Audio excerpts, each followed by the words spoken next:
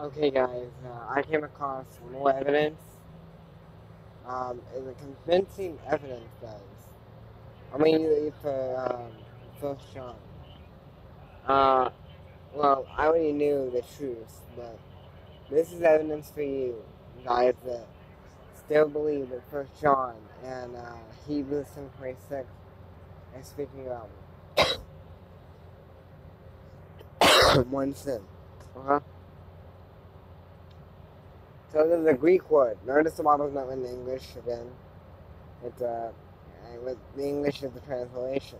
So don't try. Oh, we got the King James Bible. No, it was written in the Greek. I translated the Greek before written in. Or it actually doesn't use whether translated Hebrew to Greek or whether it's literature written in Greek, the New Testament. But figure it out. So the word is like glucose or um, konos. It has a C in it. The Greek word for the willful sin thing.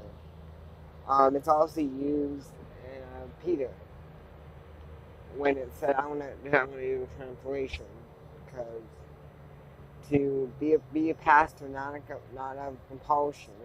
Don't be a pastor of the flock just because you're led to, just because you have to do it.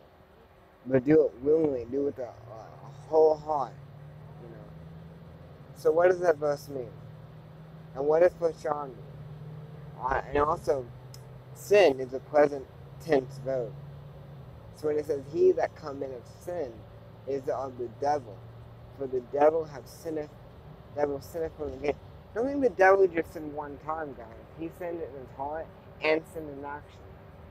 Don't think it was stirring inside of him. Don't think he just sinned one time.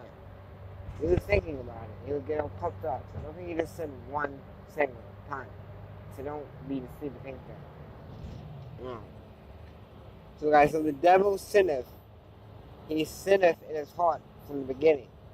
He he uh, he consistently sinned. Like when he consistently get puffed up in his heart. But the whole thing about it's a present tense thing going on. So he that committeth sin is of the devil. It's more like you take with Hebrews 10:26. Ready? So since the present tense verb and it's for if we sin willfully. So if I sin wholeheartedly, okay? Not if I sin just wholeheartedly, you know.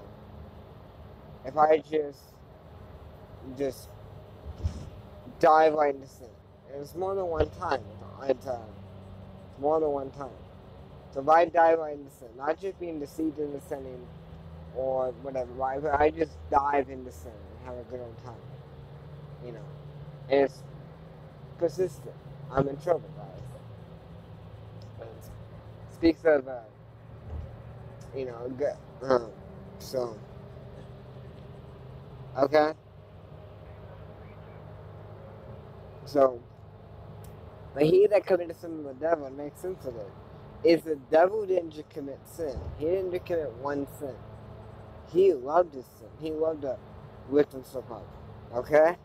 So he that committeth sin, so he that dives deep into sin and commits, not just, another translation is commits. So he that commits sin, present tense, and dives into it wholeheartedly, nothing wavering.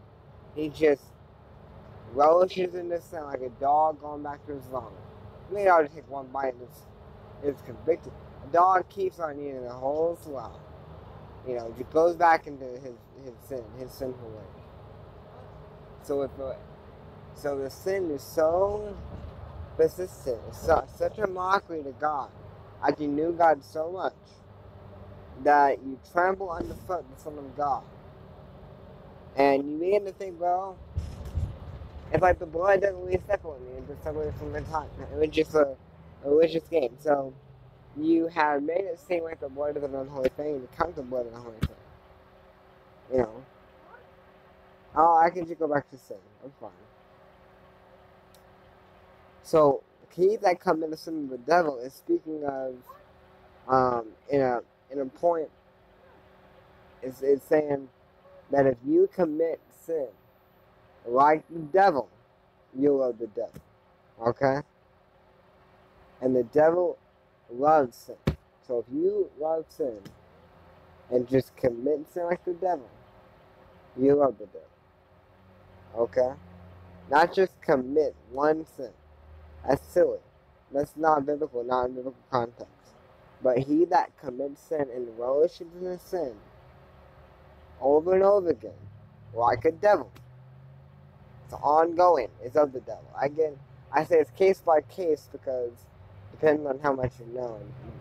It depends on how much you're close to God. I was never really close to, you know. But I didn't get prayer.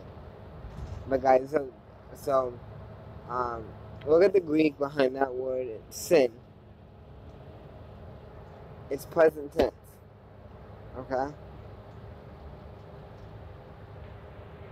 So guys, and check out the argument. The Bible said to hold your faith fast unto the end. Okay? So those who are saved in God's mind, those who are persevering saints, not a Calvinist, those who are genuinely saved in the eyes of eternity, not just the book of life, but the eyes of his mind. Those who will be sure to God, rewarded life, will persevere unto the end. And he has perfected us, all who are sanctified forever, as in those who sanctify, I can tell you two ways, those who sanctified in God's mind are perfected, as in they're gonna make it. But those he has made a perfect with the sacrifice, a perfect salvation, and if you abide in it, and if you submit unto God and remain in Christ like the Bible teaches, you will be saved. You're firmly guaranteed eternal life. Of course, it's by grace, and that's huge, because it's true. It's not. It's salvation of the Lord. So guys, be blessed. I love you guys in the name of Jesus Christ. Bye.